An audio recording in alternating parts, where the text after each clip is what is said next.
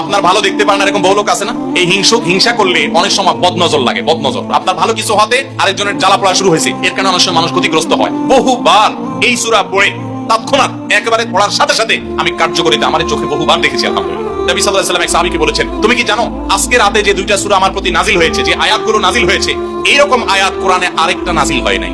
আমার বাচ্চা কোনো অসুবিধা হলে মাঝে মধ্যে আমার মিসেস বলতেন যে একটু দোয়া পড়ে ফু দাও তো। আমি আমার মিসেসকে সাথে সাথে বলি, কেন, তুমি দিলে কি সমস্যা? অনেক সময় বাচ্চাকে নিয়ে আসেন, হুজুর একটু তাকে দোয়া পড়ে ফু দিয়ে দেন, একটু পানি পড়ে দেন। আমরা কি দোয়া পড়ি আজকে সেটা আমি আপনাদের সামনে ফ্ল্যাশ করে দিলাম, জানিয়ে দিলাম।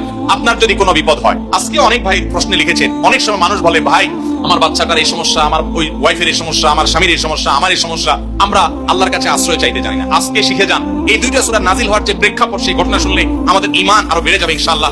নবী সাল্লাল্লাহু আলাইহি ওয়াসাল্লাম একবার অসুস্থ হয়ে পড়েছেন, এবং অসুস্থতাটা এত মারাত্মক ছিল যে আমাদের আয়েশা রাদিয়াল্লাহু আনহা বলেছেন, অনেক কাজ তিনি করেন নাই, অথচ তিনি বলতেন তিনি করেছেন, মানে তার মনে হতো তিনি করেছেন। আবার অনেক কাজ তিনি করেছেন, তিনি ভুলে যেতেন। মানে এরকম একটা অবস্থা তার তৈরি হয়েছে যে স্বাভাবিক না অস্বাভাবিক, আমাদের অনেকের হয়। তখন নবী সাল্লাল্লাহু আলাইহি ওয়াসাল্লাম বিভিন্ন তখনকার যে চিকিৎসক ছিল তাদের